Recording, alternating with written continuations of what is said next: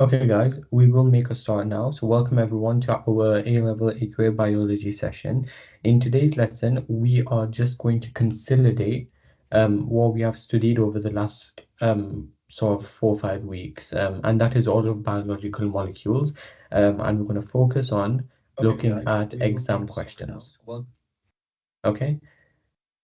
So if we begin, we're going to start off by looking at this question. Okay, so it says figure 1 shows the structure of a fatty acid molecule and the structure of glycerol molecule. It says on figure 1, draw a circle around the part of the fatty acid molecule and the part of the glycerol molecule that is removed to form a bond in a triglyceride molecule. Okay, so remember when we looked at this, we saw the formation of an ester bond, and we also saw that it was a condensation reaction releasing a molecule of water. So we need to draw a circle around where this bond is actually going to form. Okay, and this bond has to form between an OH group, and it has to form between a OH and a H.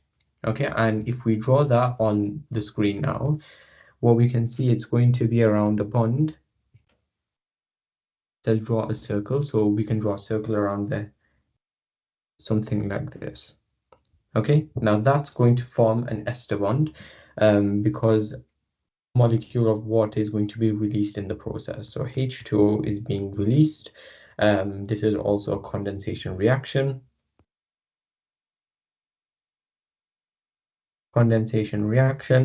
And an ester bond is being formed.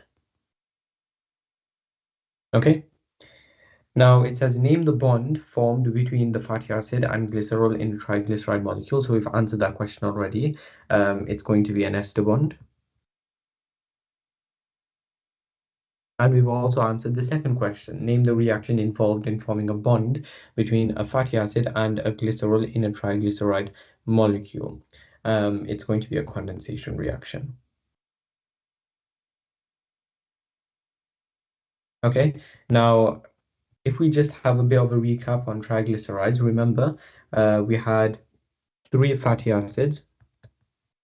So we have 3 fatty acids and we have 1 glycerol. We have 1 glycerol. We're going to form 3 ester bonds. There's going to be 3 condensation reactions taking place.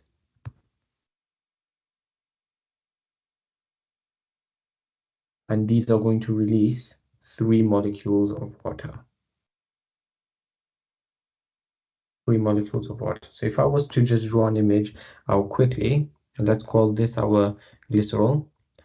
And then we're going to have our 3 fatty acids over here. Okay, so we know that these are our fatty acids. We know that this is our glycerol. We know that these are our ester bonds. Okay, and that was just a bit of a recap on sort of triglycerides and fatty acids. Okay, now if I show you the mock scheme, it says circle shape drawn around H in one of the OH groups of the glycerol and the OH group of a fatty acid, which we have drawn there. It says ester bond, which we have written down, and condensation reaction, which we also have written down. So we would get 3 marks for this question. Okay, moving on. It says table 1 shows information about 3 fatty acids. Okay, and we're given a table there. We've got stearic acid, we've got oleic acid, and we've got linoleic acid. Okay, it says name the fatty acid shown in table 1 that is a saturated fatty acid. Okay, now what does a saturated fatty acid mean? Okay, well, over here, because we're given 3 shapes, we can literally plainly spot the difference. Over here, in oleic acid, we have a CC double bond, okay, which you can see over here. In linoleic acid, we have a CC bond here, a CC bond here. We have 2 CC bonds. And then finally, in stearic acid, we don't have any CC double bonds. Okay, so that's basically spot the difference. And the answer to this question is going to be stearic acid. Stearic acid. And the reason why it's saturated fatty acid is because there are only, so remember, saturated means that it's normal. There are only single bonds present, or you could say that there are only CC and CH bonds present, or you could say that there is no CC double bond.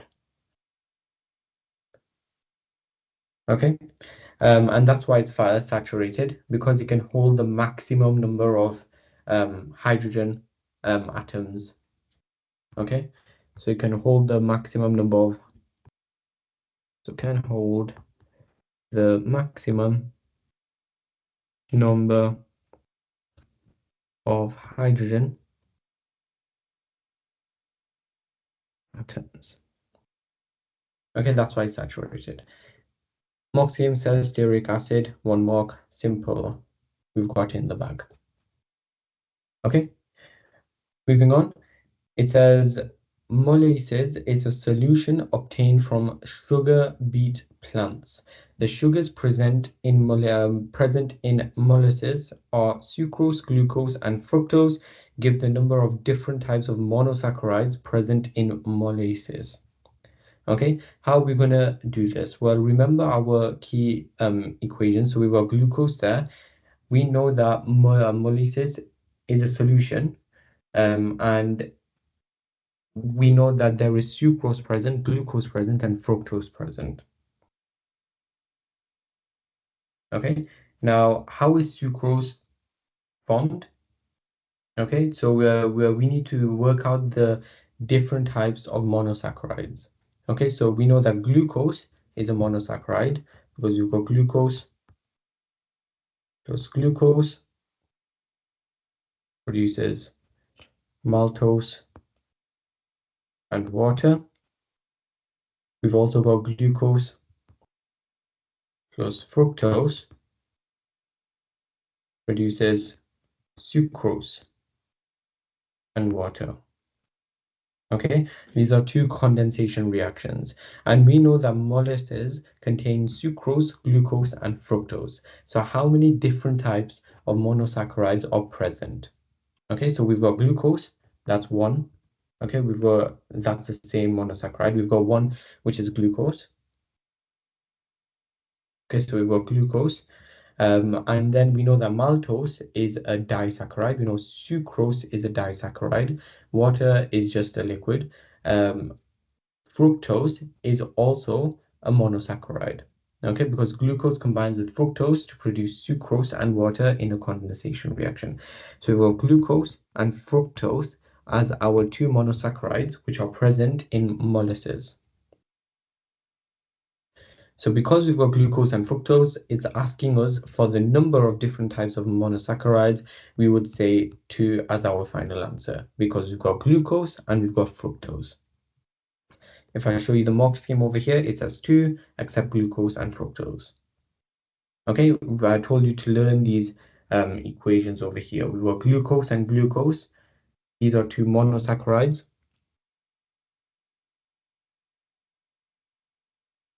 Okay, and it's producing maltose, which is the disaccharide, and water, the reason why it's a condensation reaction.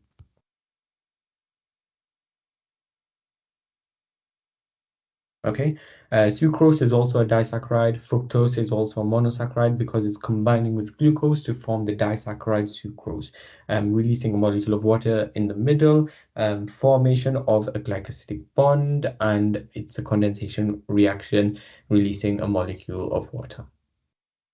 Okay, moving on to our next question. It says a student used the biochemical test for reducing sugars on a clear sample of molasses. Describe the biochemical test for reducing sugar.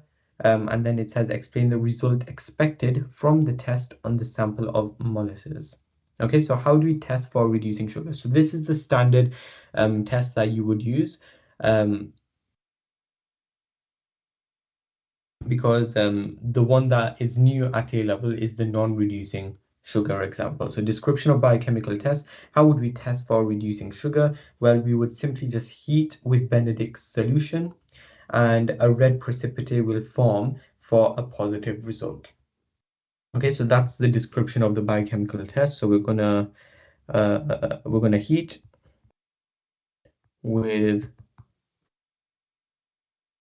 Benedict's solution. Okay, we're going to heat with Benedict's solution. What's going to happen? We're going to observe a color change for a positive result. Observe a color change for a positive result. And what's that color change going to be? It's going to be a red precipitate for a positive result. So it's going to be a red precipitate for a positive result. Okay, so that's our description of a biochemical test. It says explanation of the expected result. Okay, now we are testing a sample of molasses, and we know that molasses contains sucrose, glucose, and fructose. So it contains sucrose plus glucose plus fructose. So what would we observe? Okay, well, from this list, what we're gonna see, we know that sucrose is a disaccharide, and sucrose is an example of a non-reducing sugar. So it's not going to detect sucrose. Okay, we will need to carry out a different test in order for the sucrose to be detected. Okay, now the glucose and fructose, on the other hand, these are reducing sugars. Okay, these are reducing sugars, and because these are reducing sugars, we are going to be able to detect the glucose and the fructose. Okay, so what will we observe? We will observe a red precipitate being formed. Okay, red precipitate will form. Why will it form? Well, because glucose and fructose are present, and those are examples of reducing sugars. Because glucose and fructose are present, and they are examples. They are examples of reducing sugars. That's how I would answer this question. It's worth 3 marks. If we have a look at the mark scheme, it says heat with Benedict's solution or reagent. It says ignore water bath, unqualified, ignore warm. It's ideally saying heat. It just says heat. You just need to heat with Benedict's reagent. And a red precipitate will form because glucose slash fructose are reducing sugars, or because glucose or fructose are detected. Notice it says ignore emulsion. It's not an emulsion, it's a precipitate. You could have had green, orange, brown, or yellow, but always go with red because that's a safe color to play. It's not heat with acid. This is for non-reducing sugars. Reject if sucrose is detected. Sucrose is not detected because it's a disaccharide. It's a non-reducing sugar. We're testing for reducing sugars. So sucrose is not detected. Okay, so that answer there would be worth 3 marks. So just remember that when we are testing for reducing sugars, what's actually happening is that it's a simple GCSE test that we learned, we're heating with Benedict's solution, our original solution, our sample. We're just heating it with Benedict's solution, and we will observe a red precipitate being formed for a positive result. And in this case, because we have glucose and fructose present, which are monosaccharides, they are an example of reducing sugars. What's going to happen is that a red precipitate will form because monosaccharides are present in solution. Okay.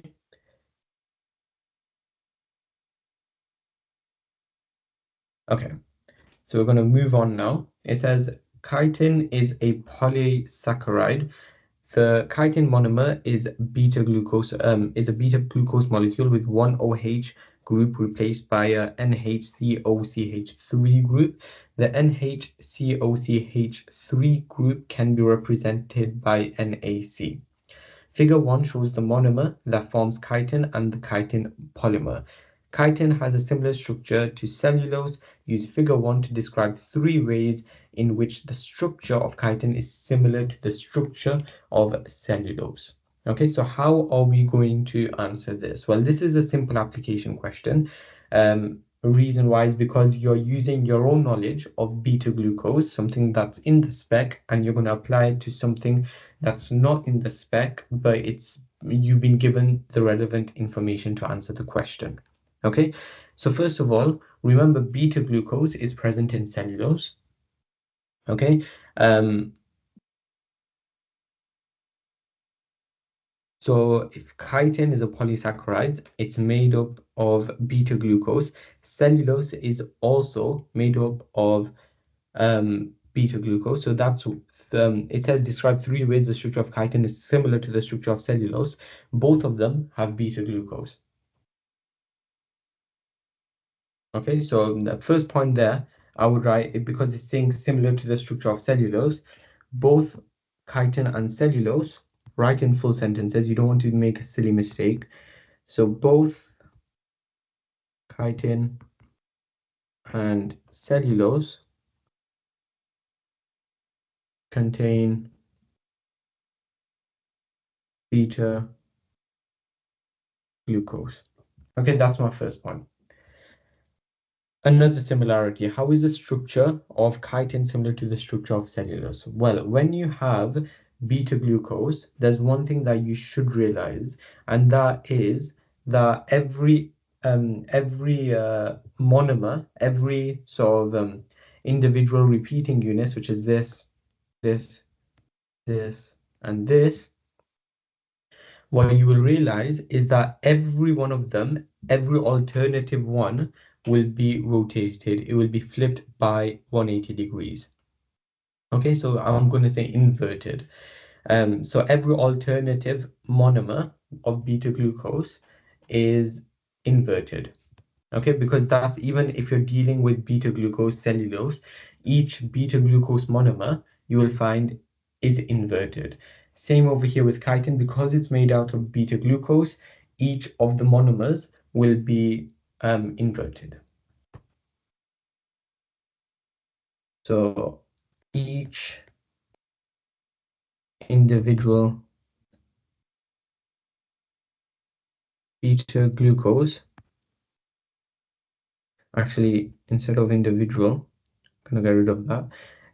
Each alternate beta glucose monomers are inverted. Okay, or you could say flipped by 180 degrees. Okay, but it doesn't really make a difference. Okay, that's another way that the structure is similar. Now, another way is how are these bonds formed? Yeah, so we've got the O bond over here. What is this bond? Okay, we've got this bond here, here, and here. What are these bonds? These are called glycosidic bonds. So in both cellulose and chitin, glycosidic bonds join the individual monomers together. So in both chitin and cellulose, the individual monomers are joined together by glycosidic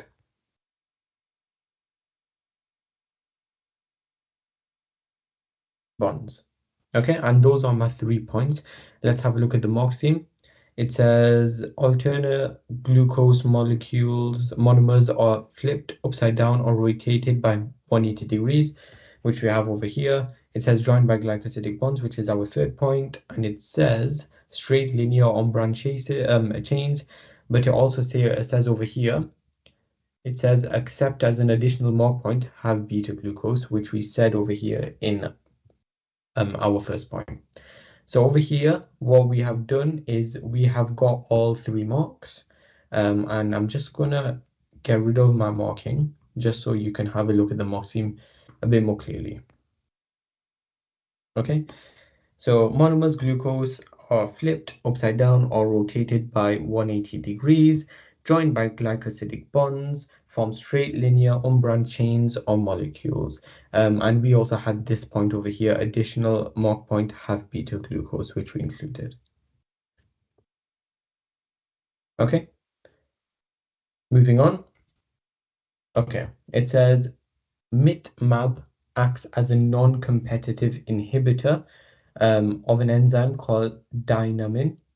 Suggest how MIT-MAB can cause dynamin to become inactive. Okay, so how does this happen? So this is basically a recall question, and it's asking you about non-competitive inhibitors. Okay, and how MIT-MAB can act as a non-competitive inhibitor to an enzyme called dynamin. Okay, so how can it act as a non-competitive inhibitor? Remember when we looked at enzymes, we had the enzyme, such as this, we had the substrate, such as this, and we had the sort of competitive inhibitor, such as this. This will bind to the enzyme at a site other than the active site.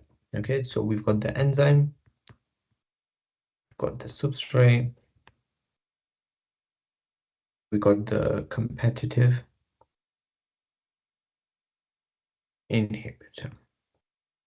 It will bind to the enzyme at a site other than the active site of the enzyme, causing the tertiary structure to change shape, and therefore the active site is no longer complementary to the original substrate that it had. All we're going to do is we're going to put that into context. We're going to use MIT-MAB and dynamin in our answers, and we're going to just put it into words. Okay, so what's going to happen is that because MIT-MAB is a non-competitive inhibitor, it will bind to the dynamin at a site other than the active site. Okay, and it's really important that you use the context of the question because sometimes they won't give you the mark if you don't. Okay, so you've got MIT-MAB. MIT-MAB will bind to the dynamin at a site other than the active site of the enzyme. Okay, that's the first point. Now what? It's bound to the site other than the active site. What's going to happen is that it's going to change the shape of the active site. It's going to change the tertiary structure of the dynamin. So this will cause a change in the tertiary structure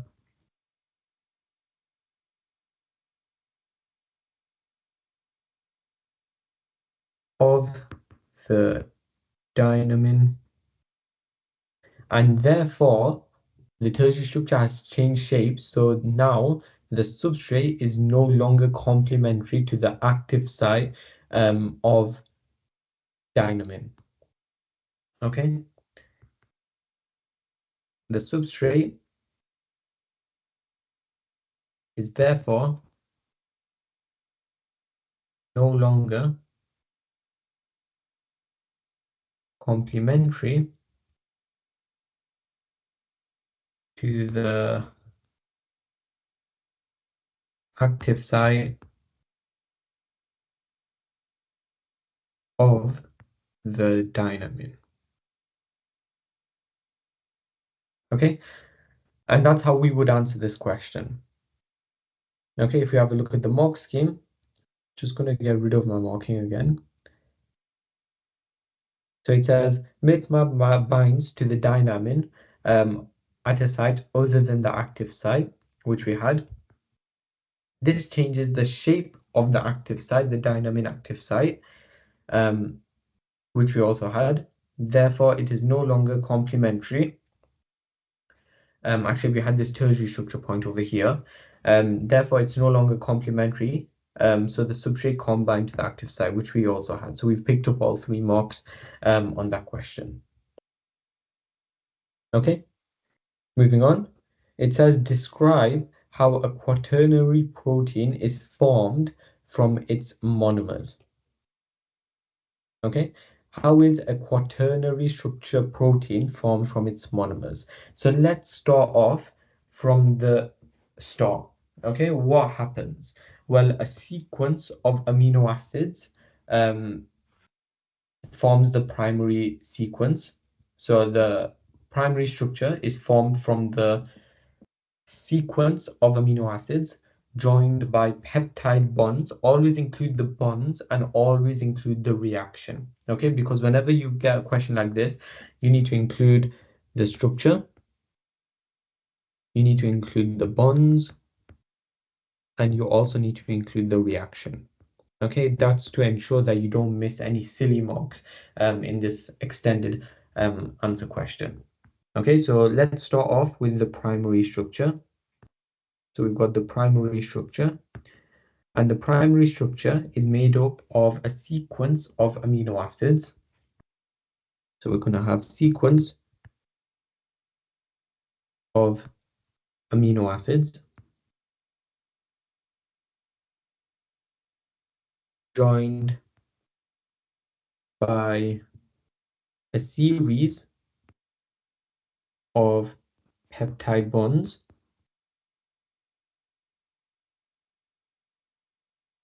through many condensation reactions,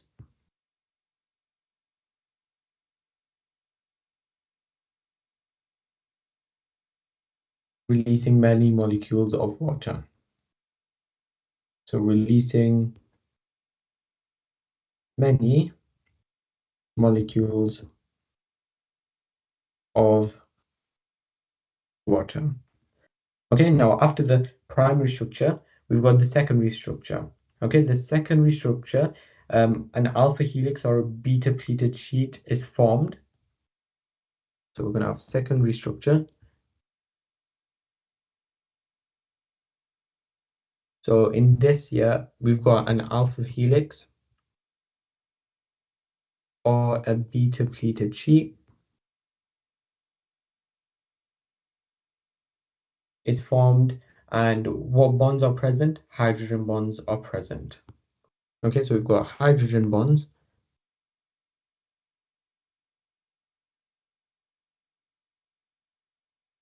present. Okay, now after that we have the tertiary structure.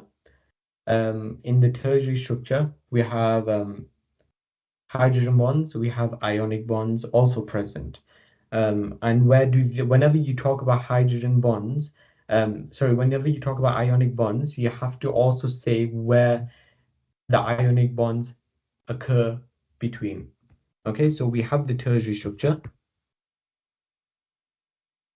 Tertiary structure, always remember to say we've got hydrogen and ionic bonds present between our groups. So they're present between our groups. And remember the tertiary structure is a unique 3D shape. So we've got a unique 3D shape. And then finally, what we have is that it's processed even further to form a quaternary structure protein, which contains more than one polypeptide chain. Okay, so contains more than one polypeptide chain. Okay, so we've talked about the primary structure. We need to say how a quaternary protein is formed from the monomers. So right at the start, we need to go back to the primary structure. Primary structure, sequence of amino acids joined by peptide bonds through a series of many condensation reactions, releasing many molecules of water. Secondary structure, we have either an alpha helix or a beta pleated sheet. And in the secondary structure, you've got hydrogen bonds which are present. Tertiary structure has hydrogen and ionic bonds, and these ionic bonds are present between the R groups. The tertiary structure has its own unique 3D shape. Okay, then the tertiary structure, if it combines with other polypeptide chains, you form a quaternary structure protein, which is just a fancy word for something which contains more than one polypeptide chain. Okay, I'm going to show you the mark scheme. And again, I'll rub out my marking so you can see it more clearly. Okay, so we've got amino acids joined by peptide bonds, which I told you it's really important to mention the bonds, and the reaction by condensation reaction. So we had both of those points. Secondary structure is formed by hydrogen bonds, which we also had. We mentioned the bonding. It says alpha helix beta pleated sheet, which we had over here. Tertiary structure is formed by interactions between R groups, which we also had. We talked about the ionic and hydrogen bonding, which was present between the R groups. And then we finally finished off with quaternary structure, which contains more than one polypeptide chain. It's really important that you say polypeptide because these words are underlined in the more recent mark scheme. So if you don't have polypeptide, you're not going to get the mark. So make sure that you include polypeptide. Notice over here it says ignore peptide because peptide could be referring to these peptide bonds. Okay, and that would be worth 5 marks. Okay, moving on. It says scientists suggested that factors other than antibiotic use led to an increase in antibiotic resistant C. difficile infections. One suggested factor is people eating more trehalose in their diet. Trehalose is a disaccharide formed from 2 glucose molecules. Name another disaccharide formed from 2 glucose molecules. Okay, so remember, we've already looked at this in today's lesson. From 2 glucose molecules, you're going to have glucose plus glucose. What does this produce? It's something that you need to learn. It produces maltose and water. Okay, so maltose is this disaccharide that you are looking for. Okay, so we go maltose. Okay, and maltose is your answer, 1 mark. Okay, next question. It says 2 enzymes, P and Q, are proteins with quaternary structure which catalyze the same reaction, but they have different amino acid sequences. Define the quaternary structure of a protein. Remember the keyword that I said. A quaternary structure protein contains more than one polypeptide chain. Okay, so it contains more than one polypeptide chain. Okay, and if you look at the marking over here, polypeptide is underlined again. It's really important that you include that word or you just simply won't get the mark. Okay. Now it says explain how 2 enzymes with different amino acid sequences can catalyze the same reaction. Okay, so remember when an enzyme is catalyzing a reaction, it will have, this is an enzyme, it will have an active site and the substrate will bind to the active site of the enzyme. Now, if you have different amino acid sequences, how can the same reaction be catalyzed? Well, if we have a think about it, the active sites must be similar in shape. In order to catalyze the same reaction, the active sites must be similar in shape. Okay, so we can say that both enzymes have similar um but both enzymes have a similar active site. So both enzymes, because we're talking about amino acid sequence, what we have to say is that both enzymes have a similar tertiary structure, have a similar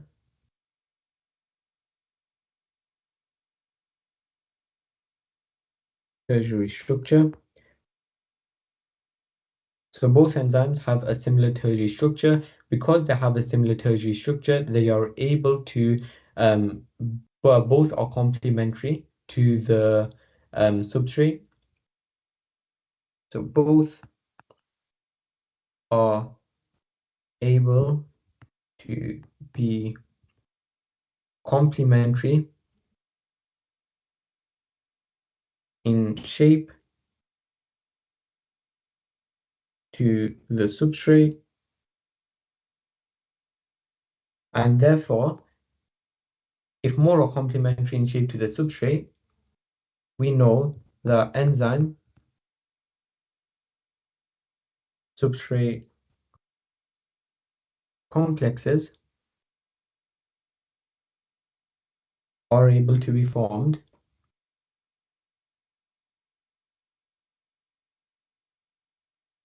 with both enzymes. Okay. Um, if we have a look at the Marx theme, so it says active sites have similar or identical tertiary structures. The reason why it's saying tertiary structures and not active sites is because we're talking about amino acid sequence, because it's a specified amino acid sequence, a sequence of amino acids. You need to specify tertiary structure because tertiary structure is related to amino acid sequence. And then enzyme substrate complexes can form with the same substrate, which we also had. So we had both of these points. Okay, worth 2 marks. Okay. Now this question, I'm just saying I think we've got 3 more questions left. And because we've already done a lot on this, um, I'm just going to skip this question. This was a nice 6 marker, which you would get at the end of a paper. It says compare and contrast the structure of starch and the structure of cellulose. Okay, so in terms of starch and cellulose, both are polysaccharides, or you could say both are polymers. Both contain glycosidic bonds. Remember, they're carbohydrates. Both contain carbon, hydrogen, and oxygen. Starch has alpha glucose and cellulose has beta glucose. Just remember, it says compare, and it says contrast. So you have to write something that is similar and something that is different. And when you're talking about the differences, you need to make comparative differences. So you need to include words like and, or whereas, or on the other hand, or something like that that shows that you are comparing starch and cellulose. You're looking at differences. You're stating what one has, whereas in the other one, it has something else. Okay, and that's what they want to see. And you can't get full marks on this question unless you've specified both the similarities and the differences. You can't just talk about one side of the argument. You need to have both sides. It says must include 1, 2, or 3 to achieve 6 marks.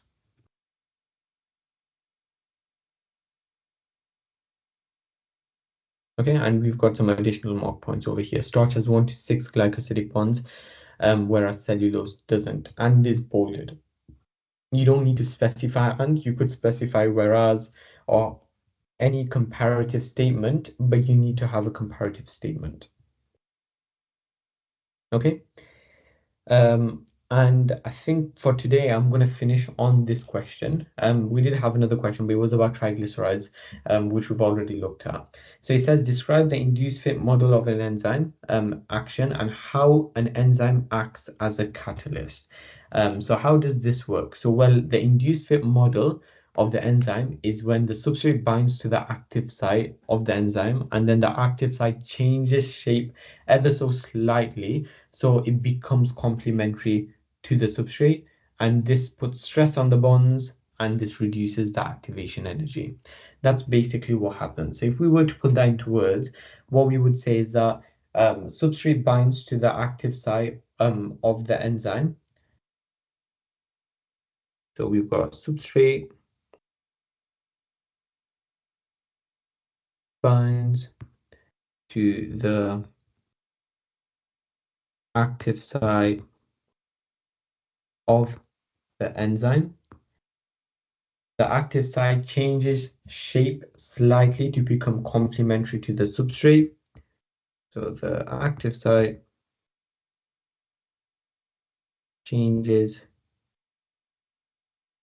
shape slightly to become complementary to the substrate, and this puts a stress on the bonds and therefore reduces the activation energy. So this puts stress on the bonds, causing a reduction in the activation energy. That's basically what happens. Always talk about activation energy. They've started including that in most recent mock schemes as well. If you have a look at this mock scheme, it says substrate binds to the active site of enzyme, which we had, or you could say enzyme substrate complex forms. Active site changes shape, so it is complementary to the substrate, which we also had, and this reduces the activation energy. Okay, and that would be worth 3 marks. Always include the point of activation energy, because ultimately when the enzyme substrate complex forms, the enzyme causes, it puts stress on the bonds, which are holding the substrate in place. And when it puts stress on those bonds, the activation energy is reduced, and therefore the substrate can break down much more easily.